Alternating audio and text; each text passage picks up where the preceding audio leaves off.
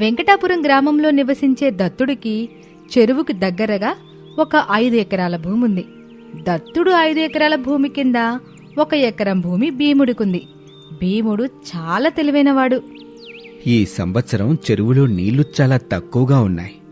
ఈ సంవత్సరం గనక ఆ దత్తుడు తన 5 ఎకరాల్లో వ్యవసాయం చేద్దామని అనుకుంటే మాత్రం నా పొలానికి నీళ్లు సరిగా అందవు. దానివల్ల పంట సరిగా పండక నేను చాలా నష్టపోతాను. ఎలా అయినా చేసి ఆ దత్తుడు ఆ భూమిలో వ్యవసాయం చేయకుండా అడ్డుకోవాలి. కాని ఎలా అంటూ ఆలోచిస్తూ ఉండగా భీమునికి ఒక చక్కటి ఆలోచన వచ్చింది. ఆలోచన వచ్చిందే తడవుగా భీముడు దత్తుడు దగ్గరికి వెళ్ళాడు. దత్తుడు భీముణ్ణి చూసి, ఏంటి భీమా, ఇలా వచ్చావు? అంతా కుశలమేనా? అంతా కుశలమేనయ్యా. మీకో విషయం చెప్పడానికి వచ్చాను. ఏంటో చెప్పు.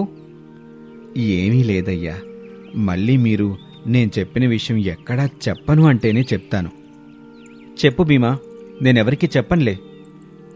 అయ్యా, అది మీరు నా భూమి పక్కనున్న 5 ఎకరాలకు పెద్ద యజమాని. అందుకే మీరు నష్టపోవటం నేను చూడలేకపోతున్నాను. ఏంటి, నేను నష్టపోతున్నానా? ఎలా? దేనివల్ల? నాకు అర్థమయ్యేటట్లు చెప్పు భీమా. అయ్యా, మీరు మన చెరువులో ఉన్న నీళ్లను చూసారా? నీళ్లన్నీ అడుగంటిపోయాయి. అసలే వచ్చేది ఎండాకాలం, వర్షాలు కూడా సరిగా పడవు. మీరేదో మీ 5 ఎకరాల భూమిలో కొత్తగా పంటేద్దామనుకుంటున్నారని విన్నాను. అయ్యా, మీరు గనక పంట వేస్తే నీళ్లు లేక భూమి ఎండిపోయి మీ పంట చచ్చిపోద్దయ్యా. అవునా? నువ్వు చెప్పేది నిజమా? మన చెరువులో నీళ్లు లేవా? అవునయ్యా, అందుకని ఈసారి పంట పండించకుండా వదిలేయండయ్యా. కనీసం మీకు మీ పెట్టుబడి డబ్బులైనా మిగులుతాయి గదా అంటూ భీముడు పన్నిన కుటిల వలలో చిక్కుకున్నాడు దత్తుడు. పాపం దత్తుడు భీముడంతటి తెలివితేటలు లేనివాడు. ఎదుటివాళ్లు చెప్పింది గుడ్డిగా నమ్ముతాడు. అందువల్ల భీముడు చెప్పింది నమ్మి, భీమా, ఎంత మంచి పని చేశావు. ఇప్పుడు నువ్వు కనుక నాకీ విషయం చెప్పకుండా ఉండుంటే నేను ఎంతో నష్టపోయేవాణ్ణి. అయ్యా, చివరిగా ఒక మాట. నేను మాత్రం నా భూమిలో పొలం చేసుకుంటానయ్యా. మీరనుకోవచ్చు, నీళ్లు లేవు, వ్యవసాయం చెయ్యొద్దు అని నాకు చెప్పి మళ్ళీ వీడి వ్యవసాయం చేసుకుంటా అంటున్నాడని. కాని ఏం చేస్తామయ్యా, మా వారెక్కాడితే గాని డొక్కాడని బ్రతుకులు గదయ్యా. అందుకే ఆ భూమిలో ఎంత ధాన్యం పండినా మేం బతకడానికే, తినడానికే. మళ్ళీ మీరు తప్పుగా అనుకోవద్దయ్యా అంటూ చాలా మృదువుగా చెప్పాడు. భీముడు నటనని నిజమని నమ్మిన దత్తుడు, అయ్యో, నేనలా ఏం అనుకోను భీమా. కావాలంటే నేనెలాగూ నా భూమిలో వ్యవసాయం చేసుకోవటం లేదు కాబట్టి నా భూమిలో కూడా కొద్దిగా ధాన్యం పండించుకో. పాపం వచ్చే ఏడాది ఎలా ఉంటుందో మరి తెలీదు కదా. ఆహా, దయాహృదయులయ్యా మీరు. అందుకే మిమ్మల్ని గొప్పోళ్ళు అనేది. అలా భీముడు దత్తుణ్ణి పొగిడి అక్కడి నుండి వెళ్ళిపోయాడు. దత్తుడు ఎలాగూ తన భూమిలో కూడా వ్యవసాయం చేసుకోమని చెప్పాడు కదా అని ఇదే అదునుగా భావించిన భీముడు, ఆహా, ఈ రోజు ఉదయాన్నే ఎవరి ముఖం చూశానో గాని అదృష్టం దరిద్రం పట్టుకున్నట్టుగా పట్టుకుంది. నేను నా ఎకరా పొలంలో వ్యవసాయం చేసుకుందామనుకుంటే ఆ దేవుడు ఇంకో 5 ఎకరాలిచ్చాడు అనుకుంటూ భీముడు దత్తుడు భూమి కూడా వ్యవసాయం చేయడం మొదలుపెట్టాడు. ఈసారి పండించిన పంటతో ఈ దత్తుడి భూమిలో 1 ఎకరమైనా కొనాలి అని అనుకుంటూ భీముడు వ్యవసాయం చేస్తూ ఉన్నాడు. దత్తుడు భూమిలో కూడా వ్యవసాయం చేయడం చూసిన వీరయ్య భీముని దగ్గరకు వెళ్లి, అదేంటి భీమా, నువ్వు నీ భూమిలో కాకుండా దత్తుడి భూమిలో కూడా వ్యవసాయం చేస్తున్నావు ఏంటి? ఇదంతా తప్పు కదా. ఏంటో తప్పు? నేనేమి ఆ దత్తుని అడగకుండా ఆయన భూమిలో వ్యవసాయం చేయటం లేదు. ఆయన తన భూమిలో నన్ను వ్యవసాయం చేసుకోమని చెప్తేనే చేసుకుంటున్నాను. కావాలంటే నువ్వెళ్ళి ఆ దత్తుని అడిగి తెలుసుకో అని అంటాడు భీముడు. ఇదిగో ఇప్పుడే వెళ్ళి నీ విషయం చెప్తాను చూడు అంటూ వీరయ్య దత్తుడి దగ్గరికి వెళ్తూ ఉన్నాడు. అది గమనించిన భీముడు, ఈ ముసలోడు ఆ దత్తుడి దగ్గరికి వెళ్ళి ఏం వాగుతాడో ఏమో, ఎందుకైనా మంచిది నేను కూడా వెళ్తాను. అలా భీముడు కూడా వీరయ్య వెనకాలే దత్తుని దగ్గరకు వెళ్తాడు. దత్తా, ఏంటి నువ్వు చేసిన పని? నీ భూమిలో వ్యవసాయం చేసుకోమని ఆ భీముడికి చెప్పావా? దత్తుడు వీరయ్యని ఆ పక్కనే ఉన్న భీముణ్ణి చూసి, అవును బాబాయ్, నేనే చెప్పాను. ఎందుకని? ఏమైంది? ఏమయ్యిందా? చక్కగా నీ భూమిలో నువ్వు వ్యవసాయం చేసుకోకుండా ఈ భీముడికి ఎందుకు ఇచ్చినట్టు? బాబాయ్ అది అంటూ దత్తుడు ఏదో చెప్పబోతూ ఉండగా భీముడు ఆ విషయం ఎవరికి చెప్పొద్దన్న మాట గుర్తుకొచ్చి వీరయ్యకి అసలు విషయం చెప్పకుండా దాచిపెట్టి, ఏం లేదు బాబాయ్, ఈసారి వ్యవసాయం చేయడానికి నా దగ్గర పెట్టుబడికి డబ్బులు లేకుండా ఉంది. అందుకే ఈసారికి భీముణ్ణి చేసుకోమని చెప్పాను అంతే. ఏంటి, నీ దగ్గర పెట్టుబడికి కూడా డబ్బులు లేవా? ఆశ్చర్యంగా ఉందే. అయినా నీకు డబ్బులు కావాలంటే నన్ను అడిగితే ఇచ్చేవాడిని కదా. సరేలే, ఏం చేస్తాం అంటూ వీరయ్య అక్కడి నుంచి వెళ్ళిపోయాడు. భీముడు దత్తుడి దగ్గరికి వెళ్ళి, మంచి పని చేశారండి. లేకుంటే మీతో కావాలని వ్యవసాయం చేపించి మీకు నష్టం రావాలని చూశాడు. అయినా మీలాంటి వారి ముందు ఇలాంటి వాళ్ల పప్పులు ఉడుకుతాయా చెప్పండి అంటూ మళ్ళీ భీముడు దత్తుణ్ణి పొగడతలతో ముంచెత్తాడు. ఆ తర్వాత, ఈయనొకడు ఎంత పొగిడితే చాలు ఏం చెప్పినా నమ్మేస్తాడు. కొద్దిలో ఎంత ప్రమాదం తప్పిపోయింది. లేదంటే ఆ వీరయ్య అంతా చెప్పేసేవాడు. అయినా ఆ దత్తుడికి కూడా కొంచెమైనా తెలివి ఉండాలి. లేకుంటే నేను చెప్పగానే నమ్మేస్తాడా? అసలు చెరువుకి పక్కనే ఉంది ఆయన భూమి. అందులో ఎంత బాగా పండుద్ది పొలం అనుకుంటూ మనసులో ఆ దత్తుడి గురించి జాలి పడుతూ ఉన్నాడు భీముడు. అలా భీముడు దత్తుణ్ణి మోసం చేసి తన భూమిలో కూడా వ్యవసాయం చేసి పంట బాగా పండించాడు. ఆహా, 6 ఎకరాల పంట! నా జీవితంలో ఇంత పంట నేను పండిస్తానని కల్లో కూడా అనుకోలేదు. అంతా ఆ దత్తుడి దయ. ఇంకో పాలు ఇలాగే గనక ఆ దత్తుని మాయ చేసి మళ్ళీ అతని 5 ఎకరాల్లో వ్యవసాయం చేస్తే ఆ 5 ఎకరాలు మొత్తం నేనే కొనేయచ్చు అని అనుకుని కొన్ని ధాన్యపు బస్తాలని భీముడు దత్తుని దగ్గరకు తీసుకుని వెళ్ళి, అయ్యా, మీ భూమిలో కూడా వ్యవసాయం చేసి 4 రాళ్లు సంపాదించానయ్యా. అందుకని కృతజ్ఞతాభావంగా కొన్ని ధాన్యపు బస్తాలు తీసుకొచ్చానయ్యా. మీరు కాదు అనకుండా తీసుకోవాలి అంటూ పట్టుబట్టాడు భీముడు. భీమా, నీ మంచితనంతో నన్ను కట్టిపడేస్తున్నా. నీలాంటివాడు నాకు దొరకటం నేను చేసుకున్న అదృష్టం. అయ్యో, అలా అనకండయ్యా. మీలాంటివారు దొరకటమే మా అదృష్టం. అలా వారిద్దరూ కొద్దిసేపు మాట్లాడుకున్న తర్వాత, అయ్యా, మీరు మళ్ళీ ఈసారి వ్యవసాయం చేద్దాం అనుకుంటున్నారా అయ్యా? అవును భీమా, పోయినసారంటే నీళ్లు లేవని చెప్పావు కాబట్టి వ్యవసాయం చేయకుండా వదిలేశాను. ఇక ఇది వర్షాకాలం కదా, పైగా మొన్ననే వర్షాలు కూడా బాగా పడ్డాయి. ఇక వ్యవసాయం చేయకుండా ఎలా ఉంటాను? అయ్యా, మీరు మళ్ళీ పప్పులో కాలేస్తున్నారయ్యా. మీరు బొత్తిగా వాతావరణాన్ని పట్టించుకోవటం లేదనుకుంటా. పోయినసారి సరిగా వర్షాలు కురవనందున పైగా ఎండలు కూడా బాగా కొట్టాయి కదా, అందుకని వాతావరణంలో మార్పొచ్చి ఈ ఏడాదంతా భారీ వర్షాలున్నాయంట. మీరు గనక వ్యవసాయం చేస్తే పంటంతా అతివృష్టి వల్ల పంట మొత్తం చచ్చిపోద్దయ్యా. మీది ₹2 పెట్టుబడా, మీది వేలతో కూడుకున్నది. అలానా భీమా? నాకు అసలు విషయాలే తెలియవే. ఇంకా నా పక్కన నీలాంటి వాడు ఒకడున్నాడు కాబట్టి సరిపోయింది. లేదంటే ఎంత నష్టం వచ్చేది. సరేలే, ఈసారి కూడా నేను వ్యవసాయం చేయను. కావాలంటే ఈసారి కూడా నువ్వే నా భూమిలో వ్యవసాయం చేసుకో అని చెప్పాడు. ఆ మాట కోసమే ఎదురు చూస్తూ ఉన్న భీముడు చాలా సంతోషించాడు.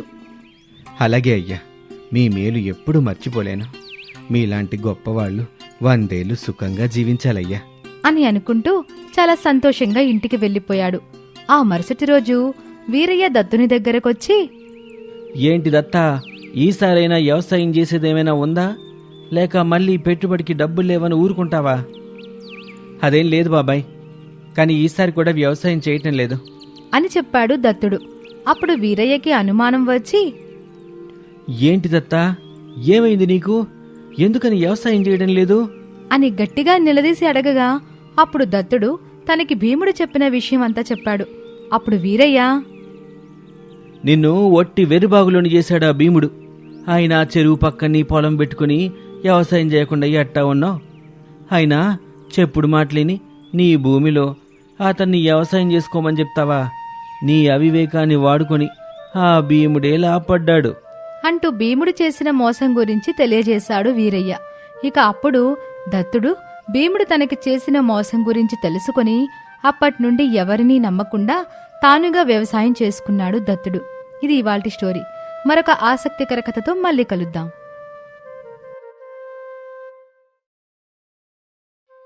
సుబ్బయ్య, లక్ష్మి పనులు వెతుక్కుంటూ తెలియని ఒక పల్లెటూరికి వలసొచ్చారు. వాళ్లకి 2 చిన్నపిల్లలున్నారు. పాపకి 3 ఏళ్లు, బాబు చంకలో పిల్లాడు. పిల్లలతో కొత్తూరులో బిక్కుబిక్కుమంటూ అడుగుపెట్టారు వాళ్ళిద్దరూ. ఎవరైనా ఆశ్రయం కల్పిస్తారేమో అనే ఆశతో పెద్ద పెద్ద ఇళ్లకు వెళ్లి సహాయం అడిగారు. అయ్యా, మేం చాలా దూరం నుండి పనులెత్తుక్కుంటూ మీ ఊరికి వలసొచ్చావయ్యా. మాకిక్కడ ఎవ్వరూ తెలీదు. మీలాంటాళ్ళు కాస్త ఉండటానికి చోటిస్తే తలదాచుకుంటామయ్యా. అసలే 2 చిన్నపిల్లలున్నారు. ఇంతకీ మీరు వలస ఎందుకొచ్చినట్టు? అయ్యా, మా ఊళ్ళో కరువు వచ్చి తినడానికి తిండి లేక అందరూ తల దుక్కికి వెళ్ళిపోయారయ్యా. దగ్గరూళ్ళకి వెళ్తే మా అందరికి పనులు దొరకడం కట్టమని మా ఊరి పెద్ద దూర ప్రదేశాలకి వెళ్ళమని చెప్పాడయ్యా. అందుకే మేమిట్టా వచ్చాం. కానీ మీరు చెప్పేది నిజమని ఎట్టా నమ్మేది? సరే, చిన్నపిల్లల మొహం చూసి చోటిస్తాను. మా ఇంటి వెనక గొడ్ల సావిడుంది, మీకిష్టమైతే అందులో ఉండండి. దండాలయ్యా, ఇక్కడే ఉంటావయ్యా. సుబ్బయ్య, లక్ష్మి పిల్లల్ని తీసుకుని గొడ్ల చావిట్లోకి వెళ్ళున్నారు. అక్కడ 2 గేదెలు, 3 మేకలు ఉన్నాయి. వాటి పక్కనే బట్టలు పరుచుకొని కూర్చునేవారు. లక్ష్మి పిల్లలతో అక్కడే ఉండేది. సుబ్బయ్య మాత్రం పని వెతుక్కుంటూ ఊరంతా తిరిగేవాడు. లక్ష్మి ఖాళీగా కూర్చోలేక ఆ గొడ్ల చావిడిని శుభ్రం చేయడం మొదలుపెట్టింది. వారం రోజులకి చుట్టూ చక్కగా శుభ్రం చేసి ముగ్గులు వేసింది. ఒకరోజు రాయుడుగారు, అతని భార్య లీల సుబ్బయ్య, లక్ష్మిలను చూడ్డానికి గొడ్ల చావిట్లోకి వెళ్లారు. అక్కడంతా శుభ్రంగా ఉండడం చూసి 2 ఆశ్చర్యపోయారు. ఆహా, పశువులుండే చోటు ఇంత శుభ్రంగా ఉంటుందా? మన పాలేరు చాలా శుభ్రం చేస్తున్నాలే లీలా. ఊరుకోండి, ఆ బద్దకస్తుడు ఎప్పుడైనా ఇంత పని చేశాడా? ఇది ఖచ్చితంగా ఆడమనిషి చేసిన పనే. అటు చూడండి, పేడతో అలికి ఎంత అందంగా ముగ్గులేశారో. అయితే ఆ పిల్లల తల్లి చేసుండొచ్చు. ఆమెను పిలుస్తాను, ఆగు. అమ్మాయి లక్ష్మి, ఎక్కడున్నావు? ఒక మూలన పని చేసుకుంటున్న లక్ష్మి ఆ పిలుపు విని గబగబా అక్కడికొచ్చింది. అయ్యా, దండాలయ్యా. లక్ష్మి, ఇదంతా శుభ్రం చేసింది నువ్వేనా? అవునమ్మా, పని చేసి చేసి ఉన్న చేతులు ఖాళీగా ఉండలేక ఏదో తోచిన పని చేశానమ్మా. చాలా అందంగా మార్చేశావే. నువ్వు మీ ఆయన ఎలాగో పని వెతుకుంటున్నారు కదా, మా ఇంట్లోనే పని చేయి. మీ నలుగురు 3 పూట్ల భోజనం మా ఇంట్లోనే చేసేయచ్చు. జీతం నెలకు 50 రూపాయలు ఇస్తాను. లక్ష్మి కృతజ్ఞతతో వాళ్ల కాళ్ల మీద పడింది. రాయుడుగారికి, లీలమ్మకు సుబ్బయ్య, లక్ష్మిల మీద నమ్మకం ఏర్పడింది. సుబ్బయ్య తాపీ పనిలో చేరాడు. రోజులు గడుస్తూ ఉండగా వీరి కుటుంబం మెల్లగా కుదుట పడుతూ వచ్చింది. అయితే రాయుడుగారి ఇంట్లో వీళ్లకంటే ముందు నుండి పనిచేస్తున్న పని వాళ్లకు లక్ష్మిపై ఈర్ష్య పుట్టింది. అందులో విమలమ్మ, దేవి అనే 2 పనివాళ్లు లక్ష్మిపై లేనిపోని మాటలు చెప్పుకోవడం మొదలుపెట్టారు. ఈ లక్ష్మి అయ్యగారికి, అమ్మగారికి ఏ మందు పెట్టిందో ఏటో, వచ్చినప్పటి నుండి ఆమెనే సోతున్నారు అందరూ. ప్రతి పనికి ఆవిడగానే పిలుస్తున్నారు. ఇలాగైతే మనకి పని పోవడం ఖాయం. మనం ముందే ఏదో ఒకటి చేసుకుని ఆమెని ఇంట్లో నుండి పంపించేయాలి. ఇలా ఉండగా ఒకరోజు లీలా బంగారు గొలుసు కనిపించకుండా పోయింది. లీలా పని వాళ్ల మీద చాలా కోపపడింది. నా బంగారు గొలుసు కనబడకుండా పోయింది. మర్యాదగా ఎవరు తీశారో చెప్తే క్షమించి వదిలేస్తాను, లేదా మీ అందరి అంతు చూస్తాను. దేవి, విమల ఇదే సరైన అవకాశం అనుకొని ఆ నిందను లక్ష్మి పైన నెట్టేశారు. అమ్మగారు, లక్ష్మి చేతిలో నేను మీ గొలుసును చూశానమ్మా. ఆ మాట విని లక్ష్మి నివ్వెరపోయింది. అయ్యో అమ్మగారు, నేను తీలేదమ్మా. అసలు అది ఎట్టా ఉంటుందో కూడా నాకు తెలీదు. ఏవే లక్ష్మి, పొద్దున్నే కదా గొలుసు మాకు చూపించి అమ్మగారు ఇచ్చారని చెప్పావు. అబద్ధాలు చెప్పేస్తున్నావేంటి ఇప్పుడు? ఏంటి, నేను నీకిచ్చానా? నిన్ను కాస్త అభిమానంగా చూస్తే నెత్తికెక్కి కూర్చోవాలని అనుకున్నావా? మర్యాదగా నా గొలుసు నాకివ్వు. అమ్మా, మేం తిండికి పేదోళ్ళమే కాని నీతి కదమ్మా. నేనసలు ఏ గొలుసు తీయలేదు, చూడలేదు. నాకెదురు చెప్తావా? ముందు నువ్వు నీ పిల్లలు ఇంట్లో నుంచి పొండి. ఇక చేసేదేమీ లేక లక్ష్మి ఏడుస్తూ పిల్లల్ని తీసుకుని బయటకొచ్చేసింది. సుబ్బయ్య విషయం తెలుసుకుని మారు మాట్లాడకుండా కుటుంబంతో సహా అక్కడి నుండి వెళ్లిపోయారు. సాయంత్రం వేళకు రాయుడు గారింటికొచ్చి విషయం తెలుసుకున్నారు. లీలా, నువ్వు చాలా పొరపాటు చేశావు. ఆ గొలుసు తీసింది నేను. ఉదయం అది గదిలో పడుంటే నేనే తీసి బీరువాలో పెట్టాను.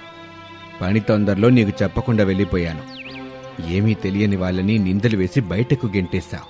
విషయం తెలుసుకున్న లీలా చాలా కురింగిపోయింది. కాని అప్పటికే జరగాల్సిందంతా జరిగిపోయింది. ఆ రోజు పెద్ద గాలి తుఫాను మొదలైంది. సుబ్బయ్య, లక్ష్మి ఒక చెట్టు కింద పిల్లల్ని ఒళ్ళో పెట్టుకుని భయం భయంగా కూర్చుని ఉన్నారు. ఆ వానకు తడిసిపోతూ పిల్లలకి ఏమీ కాకుండా చూసుకోవాలని తాపత్రయపడుతూ ఉన్నారు. ఆ పరిస్థితికి లక్ష్మికి ఉన్నట్టుండి ఏడుపొచ్చింది. ఏవండి, ఎందుకు దేవుడు మనకి ఇన్ని కష్టాలు పెడుతున్నాడు? మనం ఎవరికి అన్యాయం చేసిన వాళ్ళం కాదు కదా. సొంతూరు నుండి, బంధువుల నుండి దూరమై బ్రతుకుతున్న మన మీద ఆయనకి కాస్తైనా జాలి లేకపోయింది.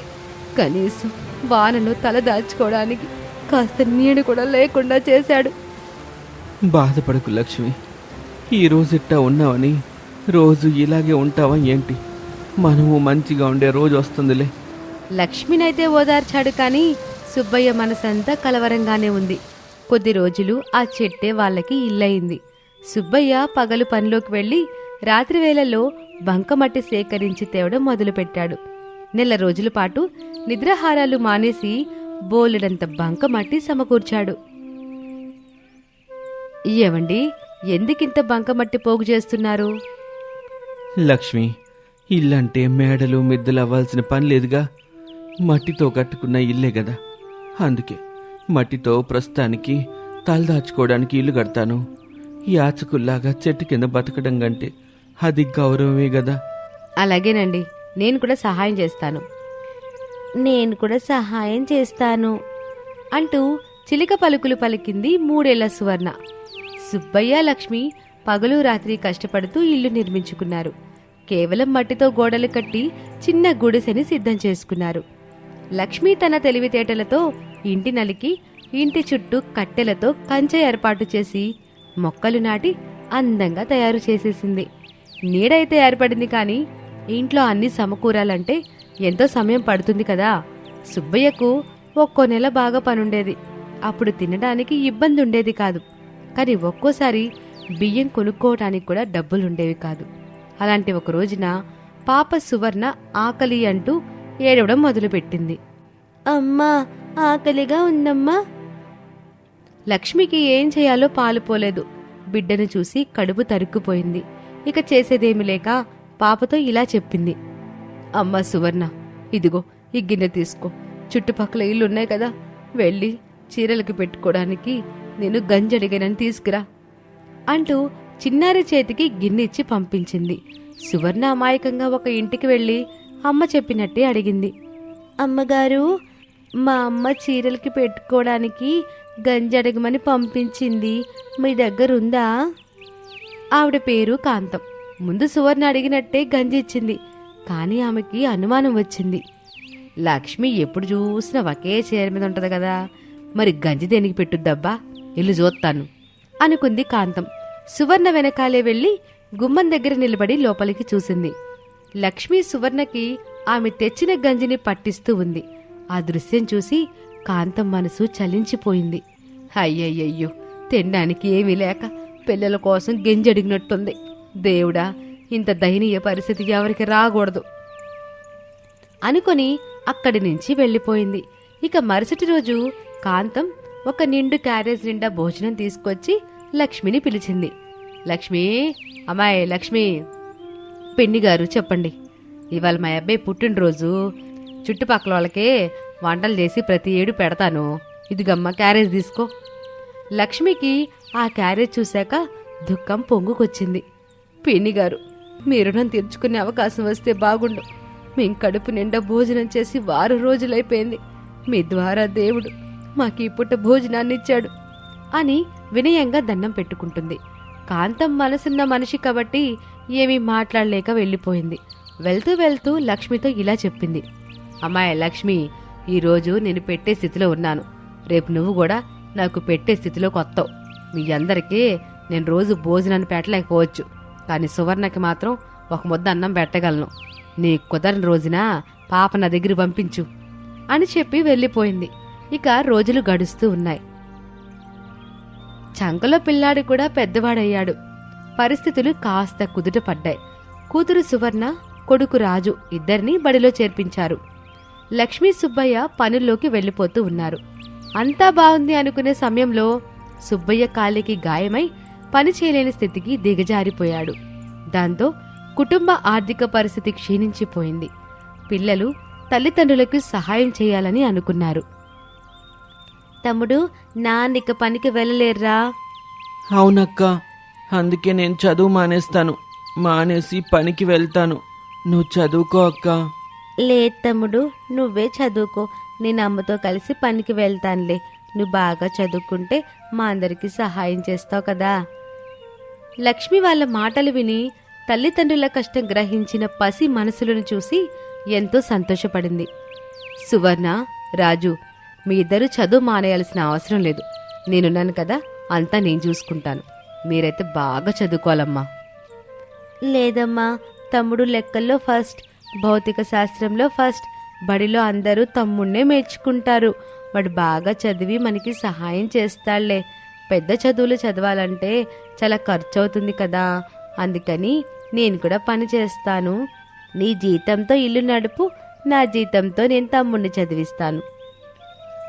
అయితే నేను ఇంకా బాగా చదివి మంచి ఉద్యోగం సాధిస్తాను. లక్ష్మి వాళ్ళ ఆలోచనను కాదనలేకపోయింది. పిల్లలు అనుకున్నట్టే సువర్ణ పనిలోకి వెళ్ళింది. రాజు బడికి వెళ్ళాడు. లక్ష్మి, నేనొక్కనే ఇట్ట ఇంట్లో ఖాళీగా కూర్చోవడం నాకు ఇబ్బందిగా ఉంటుంది. కాలు బాలేనప్పుడు ఏం చేస్తారండి? మొండిగా ఏమైనా చేసినా గాయం పెద్దదైతే మనమేమీ చేయలేం. ఇంతలో అక్కడికి కాంతం వచ్చింది. వాళ్ళు మాట్లాడుకునే మాటలు విని కాంతం ఇలా అన్నది. అయితే నేను సరైన సమయానికి వచ్చానన్నమాట. రండి పిన్నిగారు. ఇదిగో సుబ్బయ్య, నీ బాధ నాకు అర్థమైంది. దాని గురించే మీకు ఒక విషయం చెబుదామని వచ్చాను. మన ఊర్లో ప్రభుత్వం వాళ్ళు స్వయం ఉపాధి మార్గాల గురించి అవగాహన కల్పించి శిక్షణ ఇస్తున్నారంట. వెదురు బొట్లు అల్లడం, మిషన్ కుట్టడం, చెప్పులు తయారు చేయడం, ఇట్ట బోల్డ్ పనులున్నాయంట. నీ కాలు బాలేదు కదా, నువ్వు ఇట్టంటి పనులు ఏమైనా చేయగలవేమో చూడు. అట్టాగే సువర్ణ చదువు మానేసింది కాబట్టి ఆమెకి మిషన్ నేర్పించండి. కాంతం మంచి సలహా ఇచ్చింది. ఇక ఆలస్యం చేయకుండా సుబ్బయ్య తోలు చెప్పులు తయారు చేసే శిక్షణలో చేరాడు. అలాగే సువర్ణ ఒక పూట పనికి వెళ్తూ రెండో పూట మిషన్ శిక్షణ తీసుకుంటుంది. లక్ష్మి మాత్రం యథావిధిగా పనికి, రాజు బడికి. ఇలా ఎవరి పనుల్లో వారు ఉన్నారు. రోజులు, నెలలు, ఏళ్లు గడుస్తూ ఉన్నాయి. రాజు పెద్దవాడయ్యాడు. డిగ్రీ వరకు చదివి ఉద్యోగం చేయాలనుకున్నాడు. అమ్మా, నాన్న, అక్క, నా డిగ్రీ పూర్తయిపోయింది. ఇక నేను ఉద్యోగం చెయ్యాలి అనుకుంటున్నాను. తప్పకుండా బాబు, నువ్వు ఉద్యోగం చేస్తే మన పరిస్థితి ఇంకా మెరుగవుతుంది. కానీ నాన్న, ఈ చుట్టుపక్కల పెద్ద ఉద్యోగాలేమీ లేవు. లక్ష్మీ, సుబ్బయ్య ఒకరి ముఖాలు ఒకరు చూసుకున్నారు. పట్నంలో రాజు అవసరాలకు సరిపడా డబ్బులు అందించగలమో లేదో అన్నది వాళ్ళ ఆలోచన. ఆ విషయం సువర్ణ గ్రహించి ఇలా అంది. తప్పకుండా వెళ్ళు తమ్ముడు. నా మిషన్ శిక్షణ కూడా పూర్తయింది కదా, నేనిక మిషన్ కుట్టడం మొదలు పెడతాను. నీకు ఎప్పటికప్పుడు డబ్బులు మనీ ఆర్డర్ చేస్తాను. నువ్వు గొప్ప ఉద్యోగం చేయాలి అంటూ తమ్ముణ్ణి ప్రోత్సహించింది సువర్ణ. రాజు బయలుదేరి పట్నానికి వెళ్తాడు. ఉద్యోగం కోసం అన్ని ప్రయత్నాలు చేస్తూ ఉన్నాడు. ఒకరోజు ఒక సంస్థలో మేనేజర్ ఉద్యోగం ఉందని తెలిసి వెళ్ళాడు. రాజు మార్కులు చూసి పై అధికారి ఆశ్చర్యపోయాడు. రాజు, నువ్వు ఏ కాలేజీలో చదివావు?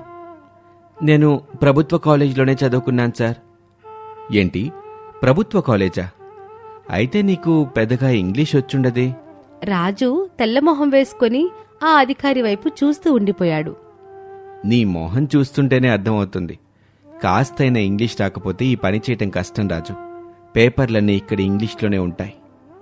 రాజు మొహంలో నిరాశ కనిపించింది. అతడిని చూస్తే ఆ అధికారికి జాలేసింది. నిన్ను చూస్తుంటే జాలేస్తుంది రాజు. అయితే నీకొక అవకాశం ఇస్తాను. నీకు ఈ ఉద్యోగం ఇస్తాను. మొదటి నెల ఎలాగూ తర్ఫీదుంటుంది. కాబట్టి ఈ నెలలో నువ్వు కాస్త ఇంగ్లీష్ నేర్చుకోగలిగితే నిన్ను ఉద్యోగంలో ఉంచుతాను, లేదా నువ్వు ఈ ఉద్యోగం గురించి నా ఆశలు వదులుకోవాల్సిందే. అని ఖరాఖండిగా చెప్పేశాడు. రాజు సరేనని ఉద్యోగంలో చేరాడు. నేర్చుకుంటానని మాటిచ్చాడు కాని ఎక్కడ ఎలా నేర్చుకోవాలో అతడికి తెలియలేదు. తన దగ్గరున్న డబ్బులన్నీ పోగేసి ఒక పుస్తకం కొనుక్కొని చదవడం మొదలుపెట్టాడు. తినడానికి కూడా డబ్బులు లేకుండా చేతులు ఖాళీ చేసుకున్నాడు.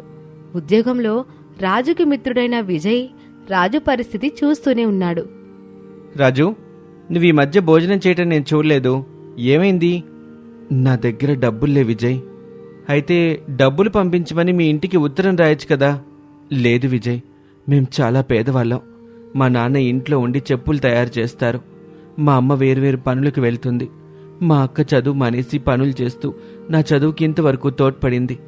నెల నెలా వాళ్ళ సామర్థ్యం కొద్దీ నాకు డబ్బులు పంపిస్తున్నారు. నేను ఈ నెల ఇంగ్లీష్ నేర్చుకోవటం కోసం పుస్తకం కొనుక్కున్నాను. అందువల్లే చేతులు ఖాళీ అయిపోయాయి. డబ్బులు కావాలని ఉత్తరం రాస్తే ఖచ్చితంగా డబ్బులు పంపిస్తారు, కానీ వాళ్ళక్కడ పస్తులుంటారు. అలాగా? అయితే నీకు ఈ ఉద్యోగం చాలా అవసరం కదా. అవును విజయ్, మాకు సరైన ఇల్లు కూడా లేదు. మా అమ్మ నాన్న మా చిన్నప్పుడు వాళ్ళ చేతులతో స్వయంగా కట్టిన మట్టిల్లది. వర్షాకాలం వస్తే కాలు పెట్టడానికి కూడా చోటు లేకుండా కారిపోతుంది. నేను మంచి ఉద్యోగం చేసి మా అమ్మా నాన్నల్ని మంచి ఇంట్లో పెట్టాలి. మా అక్కకి పెళ్లి చెయ్యాలి. ఈ రెండు చేస్తే నా ఆత్మ సంతృప్తిగా ఉంటుంది. రాజు ఆలోచనకి విజయ్ ఎంతో ముచ్చటపడ్డాడు. ఆ తర్వాత నెల రోజులకు రాజు కాస్త ఇంగ్లీష్ నేర్చుకుని తన సామర్థ్యాన్ని నిరూపించుకున్నాడు. రాజు సంకల్పానికి మెచ్చిన అధికారి రాజు ఉద్యోగాన్ని స్థిరం చేశాడు. చూస్తుండగానే 2 ఏళ్లు గడిచిపోయాయి. రాజు డబ్బు కూడబెట్టి అక్క సువర్ణ పెళ్లి ఘనంగా చేశాడు. ఆ తర్వాత మంచి ఇల్లు కట్టి తల్లిదండ్రులను ఘనంగా చూసుకున్నాడు. తండ్రి కాలుకి వైద్యం చేయించాడు.